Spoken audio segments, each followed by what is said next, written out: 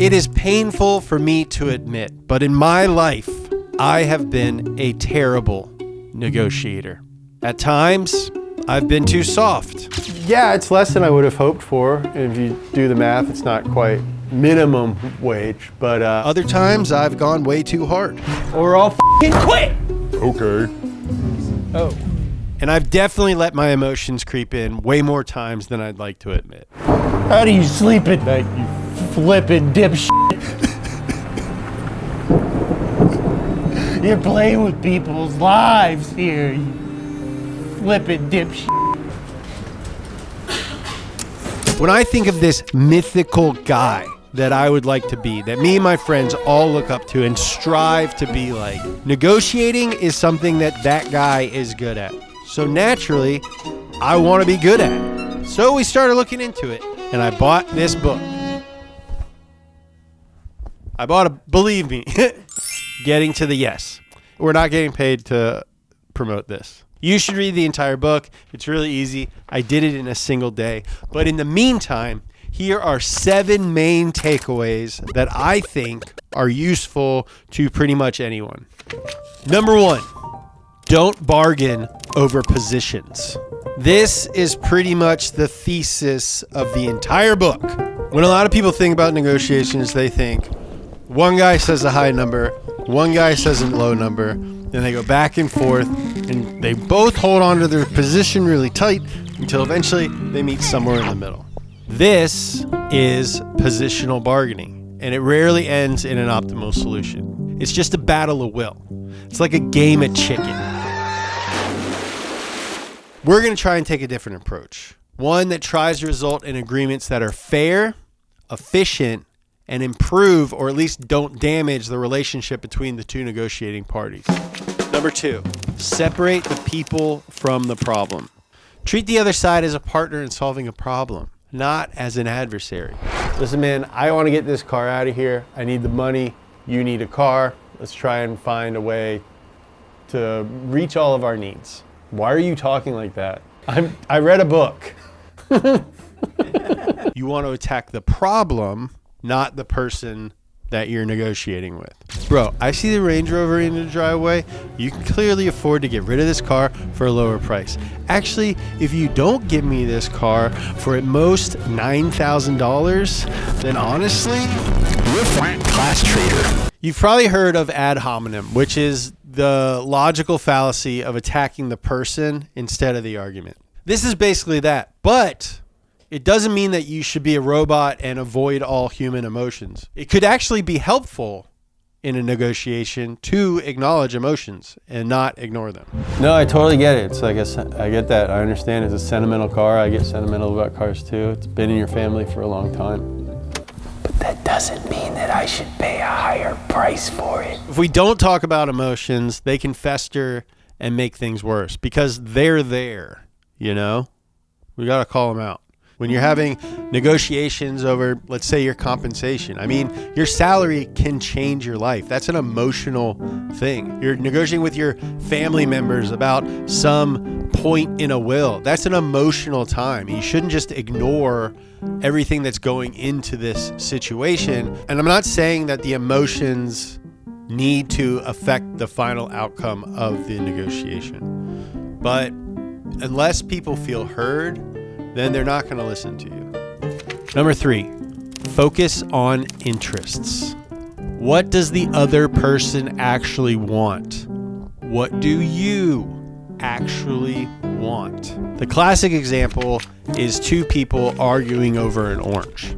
They both focus on why either one of them deserves it over the other, but they never bother to ask each other why they want the orange.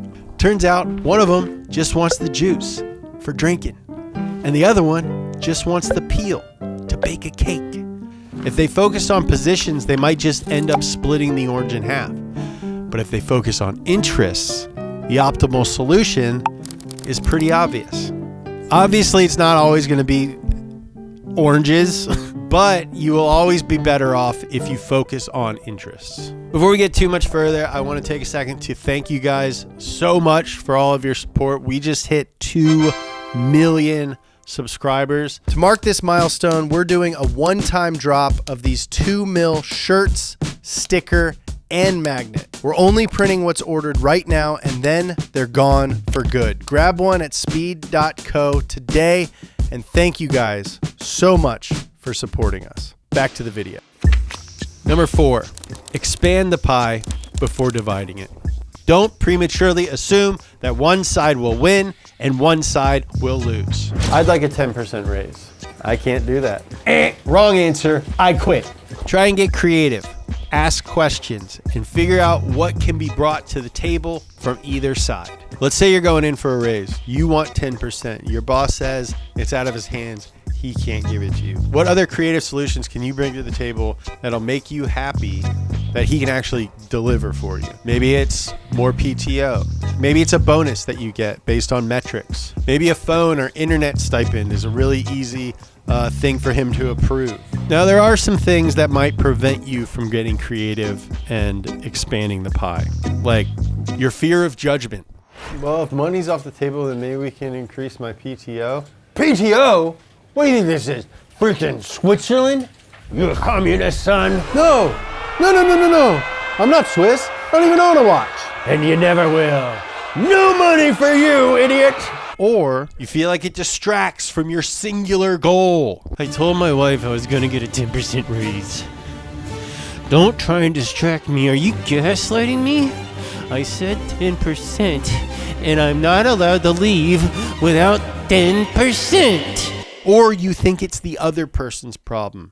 You think that they should be the one to try and bring a solution to the table. Okay, you can't do 10%? Well, you better start getting creative then. Come on, use that high-powered, big money brain of yours. You're the one who gets all the money. Ask questions. See what else might be on the table.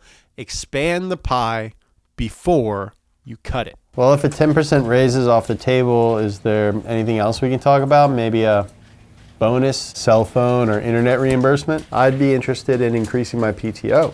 Okay, yeah, I could Or what about this? I spend like $20 a day on lunch. What if instead the office just got Cook Unity? Cook Unity? Yeah, today's sponsor, chef-made meals delivered right to your door that can be ready in minutes. Because sometimes you don't feel like grocery shopping, you don't feel like cooking, you don't feel like doing dishes. All right, I'm open to it. I'm interested. Who's coming up with these recipes? It's a negotiation. Actually, award-winning chefs. This one is already hot, and it's one of my favorites. Thai Penang curry with beef by Chef Stacy Barang. It's got top-tier ingredients. Most of the vegetables are seasonal and locally sourced, and the meat, responsibly raised. No antibiotics or hormones. This is good. I hate antibiotics. Yeah, it's good. It's as good as first-class food on an airplane. Exactly that good. Because it's the exact same thing. Big name chef designs a whole menu, put it together like this. They don't freeze it, and then you microwave it. It's as good as first-class airplane food. It's good. Good as hell. Yeah, I'm saying. And they have options for every diet. High protein, gluten-free, vegetarian. Or if you just like stuff that tastes good, you can just pick whatever looks good. That's what I do. I call it the yummy diet. Yeah, but how much does it cost? Well, if you go to the link in the description, you can try Cook Unity and get 50% off your first order. Chef-made meals delivered fresh to your door. I don't know who you're talking to, but you just earned yourself a 1,000,000% raise. You know what, boss? I don't need it. Seeing you enjoy a nutritious, delicious meal is all the compensation I need. I volunteer from now on. This has been the best negotiation of my entire life. Me, James, I like Cook Unity. I eat it. Number 5, insist on objective criteria. Basically, the idea here is that you can have an outside source of information or judgment that you both agree upon that will speed up negotiation, keep emotions out of it, and yield a fair result. You and your partner want to go see a movie. You love Timmy the Chalamet. You want to go see Marty Supreme. She loves giant blue things. She wants to go see Avatar. You guys could argue back and forth all night. Ruin your date night. go to bed unhappy. Or you could choose an objective criteria. You both agree that we'll check IMDb, and whichever movie has the highest rating, we'll go see that one. And apparently, IMDb is better than Rotten Tomatoes. You guys all let us know that in the comments of this video, which is pretty good. You should go watch it. Along the same lines, you can agree on a process. For example, the classic you cut, I choose. Two kids are splitting a cookie. You allow one of them to cut it in half, and the other one chooses which side they want. It's an agreed upon process. They're incentivized to make it as fair as possible. This could work in all sorts of analogous scenarios. So I'll take the kids for the first half of Christmas break, and you take them for the second half. So you have them on Christmas? I feel like I should get them for an extra couple days if that's the case. But you don't even celebrate Christmas. So? So Christmas has always meant less to you. Look, why doesn't one of us divide up all the days into 2 blocks, however we think it's the most fair and evenly split? And then the other one of us gets to choose which block of days they get. That does seem fair. Okay, you split them up, but I get to choose. Deal. And hey, What? we're pretty good at this. Yeah. I guess we are. Hey Susan, I think we're out of peanut butter. Who's that? It's Rob, obviously. They don't call him Dad, do they? Jeannie does, sometimes. I don't like it, but hey, Yeah? you shouldn't have fucked my sister. Yeah. Number 6, know your BATNA. Best alternative to a negotiated agreement. Basically, what are you willing to deal with if the entire negotiation falls apart and you guys don't agree on anything? So towards the end of the book, the authors start addressing what do you do if you come up against a bully? And having a BATNA is an important tool. Because it fucking happens sometimes, dude. I've been in negotiations that fall apart and they're just like, hey, I'm done talking. And I'm like, but I didn't get anything I wanted. And having a BATNA is an important tool that's often overlooked.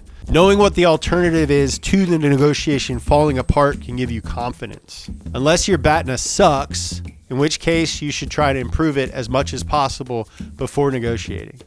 So when you're shopping around for a big purchase like a car, you should always reach out to multiple sellers. You should have backups. Your second choice might end up being the better deal and will help you walk away from your first choice if the seller tries twisting your arm. And don't think of this backup plan as a tool to hang over the other person's head. It's there to give you confidence and peace of mind, not to use as a threat. It's to keep you from being like too hung up on this one thing. Like, power doesn't come from intimidation or playing hardball. It comes from having options. And that's fucking badass. And I would say put it on Garm, but that'd be a weird shirt. And finally, number 7, don't be a victim. This whole book gives an ethos of good faith and fairness, but it makes it very clear that this does not mean weakness, all right? This does not mean you let anyone walk all over you. You be firm. You be principled. If someone starts attacking your character, if they start throwing out false claims, if they try and rush you and put you in a stressful position, don't be scared. But also, don't just throw out all of the same nasty tricks back at them, because then you're not any better than they are. Stay calm. Stick to the basics. Just because they're calling you names and losing their cool doesn't mean that you got to lose your cool. Because you know it's not cool losing your cool. Basically, the whole back third of this book is full of how to combat specific dirty tricks that someone might try and pull on you. Stuff like good cop, bad cop, dirty trick, delay tactics, like waiting to have the conversation, escalating demands, hard-hearted partner, phony facts, threats, lock-in tactics.